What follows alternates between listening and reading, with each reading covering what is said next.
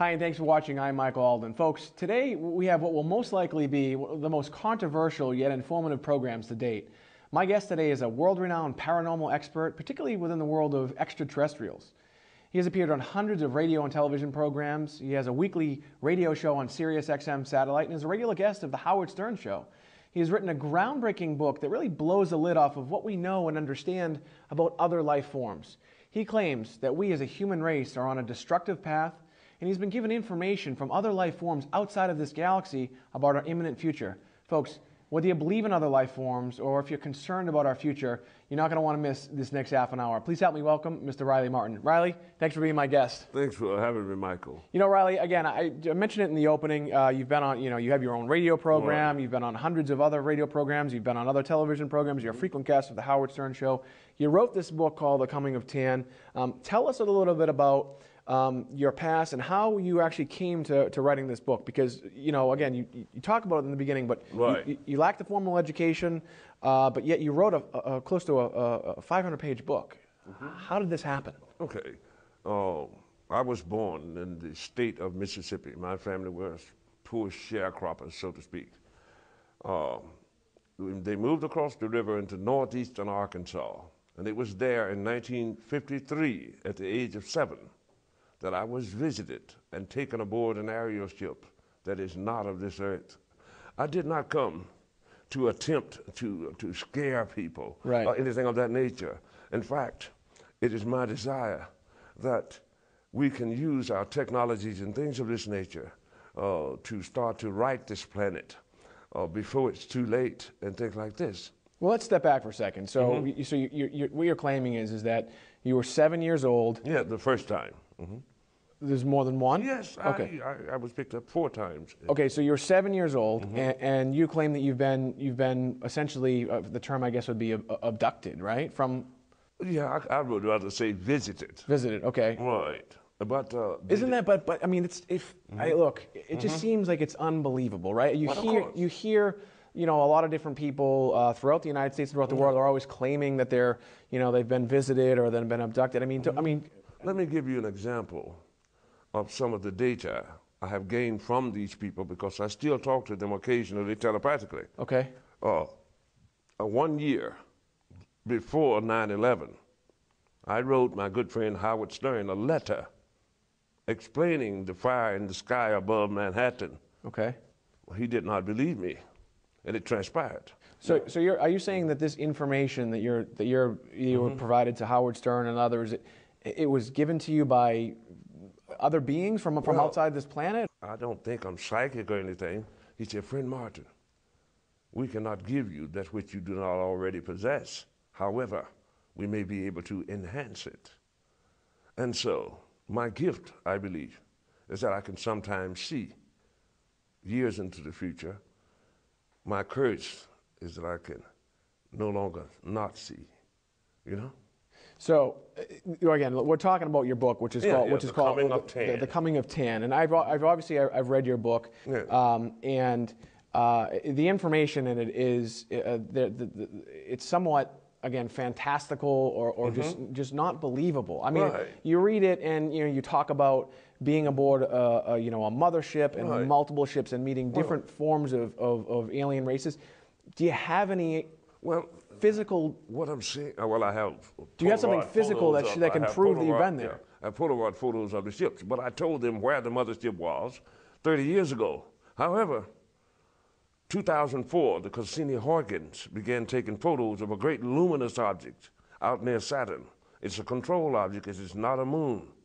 It is highly unlikely that I would have known where this great edifice was, since I did not go to MIT or work for NASA. This is the NASA probe that you... Yes, the Cassini-Huygens NASA probe took photos of it in 2004. I wrote the book 30 years ago. And so what you're claiming is that NASA actually has pictures of this, is it the mothership? The mothership out near Saturn, yes. That's, again, it just doesn't seem real, Well, I know, but they got it. The picture is public information, so to speak, now, because it got away from them. they would not have told you. I want to ask you about, let's talk a little bit about, again, all over the world. You always hear people seeing different spacecrafts or claiming, again, to being visited or abducted. Right. I've read a lot of different things in preparation for the show. It seems like it's almost like a mass psychosis. It's not even real. People are just kind of imagining it, right? I would not believe anyone. And I would caution people to take anything I say with a grain of salt. However, if these things I say are coming to pass, I'm either psychic or I've been there. Right. You understand? So that's all I say. Get the information. You are intelligent. Get the information and place it with what you already have learned and will know and learn in the future and see, am I more or less making sense here? If so, it probably would behoove you to get the book and your symbol. Right. You see what I mean? Now, the theme throughout the book, I mean, you seem to have almost a message that it seems like it's your message, which is, you know, and we're hearing a lot about this on the news right now. We'll talk a little bit about it, that the world is on a destructive path. Yes. The world is going to end in 2012. The Aztecs say 2076. You talk about this in your book and how we're on this destructive path, and it seems as though that you've been given information from these other life forms that we're on this destructive path, but it can be prevented. Yes. Most of the elementals, the changes in the weather patterns, the cutting of the rainforest, the poisoning of the water table, the pollution in the air by the millions of tons, and things of this nature. We have the technology to go to alternate fuel sources and things of this nature. We have the technology to run your car without fossil fuels and things of this nature. And also, I have it on good information that around December 21st of this year, the event horizon, when the sun aligns up to the center of the Milky Way galaxy, certain other planetary bodies in our solar system will come into alignment, which will cause the combined gravitational force of all these planets to ultimately maybe change the trajectory of several meteors out there that the trajectory may bring them towards us. We do not have the technology to stop it. However, they do. No, and I want to ask them to help out on that. I want to ask you again about, so in your book, you mentioned that there are several different alien life forms that you're aware of. You actually specifically mentioned 7, but the main one is I think the Biavians. I think that's how you pronounce them. And a lot of people, again, it would have to be terrified. I mean, if you remember the War of the Worlds, and people were out killing themselves in the radio program. But what you say here in your book is that they're not here to harm us. They're here to protect us. My goodness. If you go back and read the book of Genesis, and it's like 4th chapter, 6th verse starting in there, it'll tell you, in those days there were giants in the land, and the sons of God looked upon the daughters of men and found them fair, and took of them wives. Right. And their sons, the hybrids, became of old great men of renown. Also it tells you that, say the house of Adam, there are people that lived 6, 7, 8, 900 years, and they knew what a year was. You understand? If they could build great edifices, they knew what a year was. And all I'm saying is that if they have been here that long and haven't harmed us, then I'm inclined to believe them when they say they have no animosity toward us. I think I understand what you're saying, but are you saying some of the biblical references to are actually not necessarily God or what have you, or these are actual other beings? Beings. That don't mean God's not real, kid. So let's talk about God for a second, okay? When you think about God and you think about the Bible and most of the religious texts that are out there, I mean, they all kind of have the same common theme throughout. But I mean, has God created these? Well, I believe. Well, certainly, the Nazarene said, "In my Father's house are many mansions. If it were not so, I would not have told you. There are more things in the heavens and the earth than has ever been known." And all of this, he was aware. You understand? Sure. Nonetheless, once I despaired of humankind because I was watching history with them in the holograph room. And he said, "Friend Martin, do not despair of your species. Yes, they are violent. However, there have been a few among you who have been able to levitate, to walk on water, to heal the sick, give sight to the blind, and some say even raise the dead. You know, Riley, in a sec, I'm sure our viewers want to call in. In a second, I want to talk to you. You'd referenced something, this holographic chamber. Yeah. I want to talk to you a little bit about that and some of the things you've seen that you believe, again, and a lot of people believe is our future is almost imminent. And you claim that, again, that you've seen it. I want to talk about it in just one second. Folks, we've only been speaking with Riley Martin for a few minutes, but if you're interested in learning more about his experiences and the information that he claims has been given to him from other life forms, not from this world, then pick up the phone and give us a call. Again, Riley's book, The Coming of Tan, is informative, it's entertaining, and it's really just eye-opening. You know, whether you believe in other life forms or whether you believe us as a human race are on a destructive path, you know, then this book is a must-read. Folks, I've read this book, and it will change the way you think about our planet, its future, and other life forms. His book is not available in stores, and it's exclusively available on our television program today. Plus, we've actually worked out a special arrangement with Riley where you'll receive a substantial savings off the regular price of the book. And if you call within the next 2 minutes, we'll actually ship you the book absolutely free. Oh, and when you do call, you know, we talked about this a little bit. When you do call, don't forget to ask about your symbols. There's a finite number of these, and Riley claims, again, there's only 144,000 of these. And once they're gone, folks, they're gone. So pick up the phone and give us a call. Now, Riley, you'd mentioned this, this on the mothership, I guess, this holographic chamber, which seems to almost predict the future. Tell us a little bit about that. Well, otherwise, in the holographic chamber, they were showing me various different things in history, such as such as the warriors at Thermopylae, Alexander Darius on the plains of Atarsia, and things like this. Ultimately, even the Holocaust. And I asked them to shut it down. I didn't want to see anymore. But all I'm saying is that these things, they were showing me what has transpired in the past. Sure. They did not show me what is going to happen in the future. They only gave me conjecture.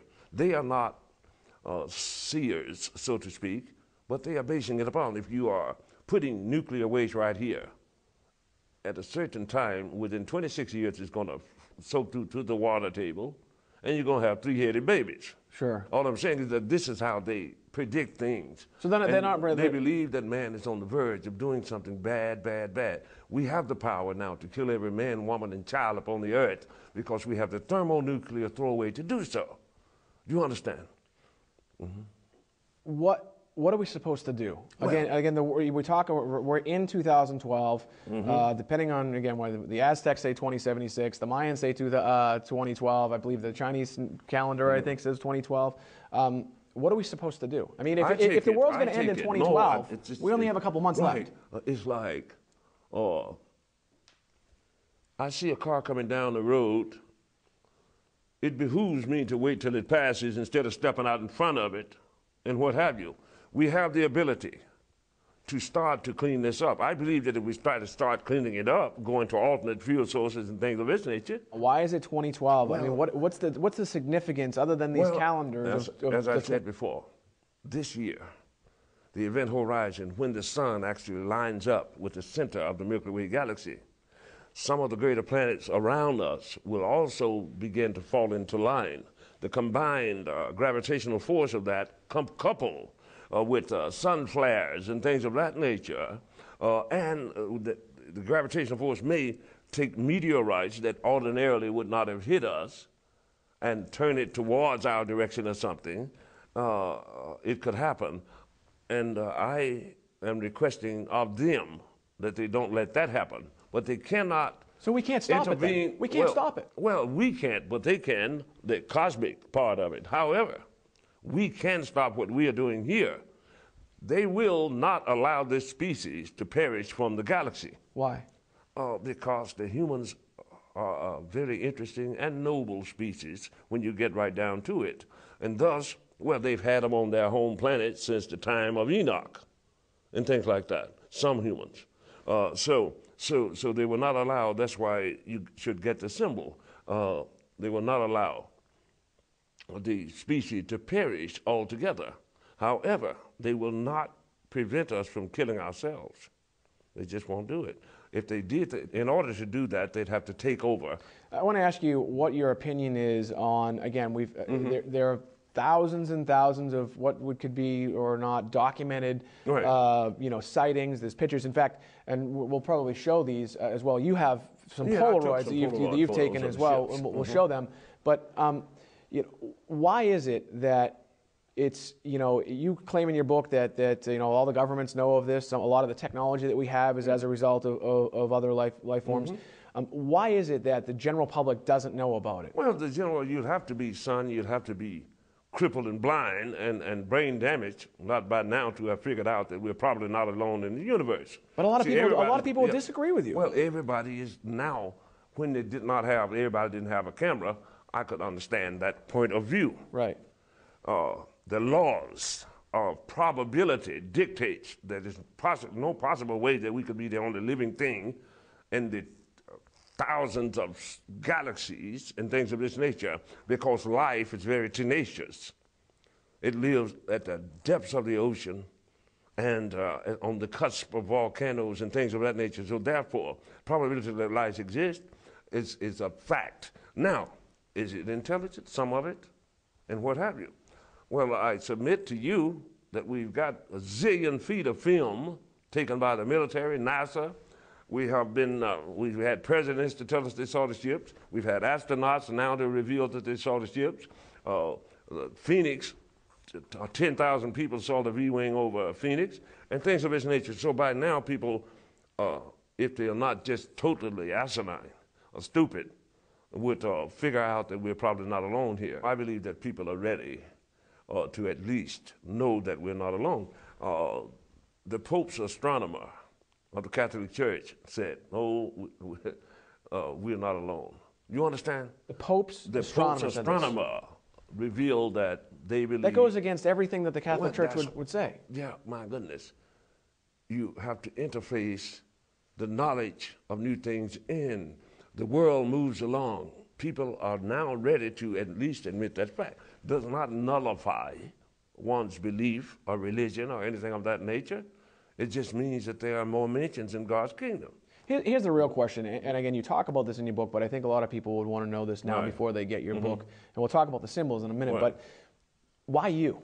Why you to give the message? Well, I mean, you say, look, you say in your book, you're just a normal, average guy. You are a bare-knuckle fighter. You've been in jail. Yeah. You have your GED. Right. You're just a humble man. Why you? I did not sin for them. For some reason, they chose me. I did not. They didn't tell you why? No, they never told me. Riley, in a minute, I want to talk to you a little bit. You touched upon it earlier, but I want to talk to you a little bit about the symbols that you have. We have some here, and the significance of them, and really the purpose in just a moment. Folks, we've only been speaking with Riley Martin for a few minutes, but if you're interested in learning more about his experiences and the information that he claims has been given to him from other life forms, not from this world, then pick up the phone and give us a call. Again, Riley's book, The Coming of Tan, is informative, it's entertaining, and it's really just eye-opening. Whether you believe in other life forms or whether you believe us as a human race are on a destructive path, then this book is a must-read. Folks, I've read this book, and it will change the way you think about our planet, its future, and other life forms. His book is not available in stores, and it's exclusively available on our television program today. Plus, we've actually worked out a special arrangement with Riley where you'll receive a substantial savings off the regular price of the book. And if you call within the next 2 minutes, we'll actually ship you the book absolutely free. Oh, and when you do call, we talked about this a little bit. When you do call, don't forget to ask about your symbols. There's a finite number of these, and Riley claims, again, there's only 144,000 of these, and once they're gone, folks, they're gone. So pick up the phone and give us a call. Riley, let's talk a little bit about, first of all, you say in your book that most of the information, if not all the information that is in this book, which is, again, it's 400 pages long, and I understand that it was almost 500 at one point. You brought it down a little bit. That this information was essentially downloaded into your brain, right? Yeah, over time. Now, the symbols were downloaded into my neurosynapses. Took about 14 seconds to download 144,000 of them. Now, you brought with you some of these symbols. I have some. I have some here. I want to show them to our viewers. Now, these are examples of some of your symbols here, and they look again aesthetically they're beautiful, and these are all done individually, one by one. One by one, and no two are ever the same. Okay, and so tell us what the significance of these symbols are. I was given the task of drawing 144,000 symbols. Now these will go 144,000. These, and each one different. These will go to more or less the heads of families and their loved ones. And you ask, why the number 144,000, right? Exactly. They believe that if we can get 144,000 heads of families from all races, creeds, colors, religions, genders, and etc., that we will have enough of a genetic diversity to rebuild the entire human race. So it's a mathematical number, basically. Yeah, just a mathematical number. And when you say 144,000, you have your symbol, your dear wife, and your little kids. They can go with you too.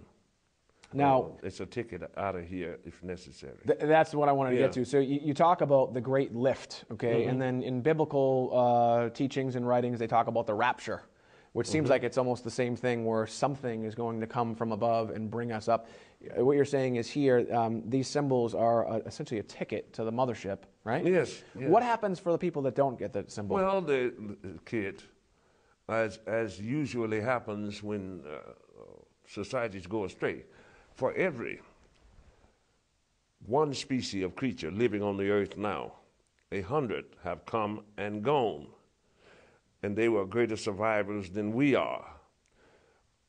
Life continuation is not promised. We can wipe out the greater portion of humanity, nor can they put 6 billion people on the great mothership. It's only 28 miles across. They would just have to take a certain diversity in order for the species not to pass away from the universe.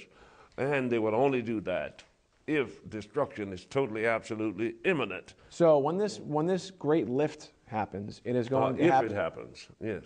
I don't say it's automatically going to happen. Okay. I did not come here to make sure you died. I came to try and warn you so that we all may live. Do you understand? So if they have the symbol, if these people have the symbol, yes. They are able to, again, be lifted on to the definitely. mothership. Let me ask you this one. Again, you talk about this in your book, and you've actually you've talked to a lot of different experts. You've mentioned before, you've talked to geophysicists and things of this nature. You've been hypnotized. Has anyone ever spoken to you or analyzed you psychologically? Because again, some of the things that you talk in here are so fantastical, right? All I can tell you, good man, is that I have no history of aberrant behavior or psychological behavior or anything of that nature. Otherwise, they have never sent me to no funny farm or anything like that. But have you ever spoken to someone about that? And here's why I'm asking, is because the information that you're providing here, again, I think is important. I have invited any brain, including Stephen Hawkins, to come on my show and reveal the stupidity of my information to me. Sure. No one yet has taken me up on it. Do you understand? I could not have done a show for 7 years giving data and information to the world, and people are not stupid, without a fool and his philosophy is soon parted. And I say, what I tell you is true as I can possibly heartfelt give it to you, and things of that nature. And you have to make your own decision about that. I want to go back again and just touch upon what we're in right now in 2012. The world right now is in complete hysteria, and every day that goes by, it's probably going to continue. It's going to get worse. Right. What you basically said, what you said earlier is on this date, the 21st, right, of 2012, the planets are going to align regardless, right? They are going to not necessarily straight in a row, but close enough to gravitationally affect each other and other celestial objects, such as meteors. Does science agree with that? I suppose they will if they haven't yet, revealed it to you. Because it sounds like, again, something that when we talk, I was reading again before the show, there's been a lot of different predictions throughout the years, 1886 the world was supposed to end and all those other things. But when I'm trying to understand your book and the concepts in your book is on the 21st of December, Is the world really going to end, or is it just going to end as we know it? This is a matter of conjecture.